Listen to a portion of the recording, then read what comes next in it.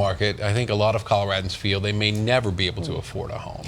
In Boulder, yeah, forget about it. Even condos go for nearly $400,000 there. But as Denver 7's Ivan Rodriguez shows us tonight, Boulder does have a plan to bring in more people, provided they don't mind living with a little less personal space. Inside his Longmont warehouse, Bryon Fears has been building tiny homes for years. When we started building, there may have been 7 to 10 serious tiny home builders in the entire country. Now there are a lot of tiny home builders.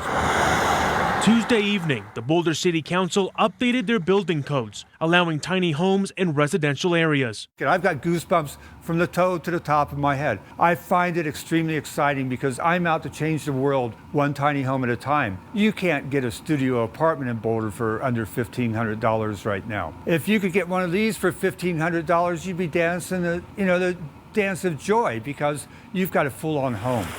The city says this move allows building permits to be issued beginning July 1st.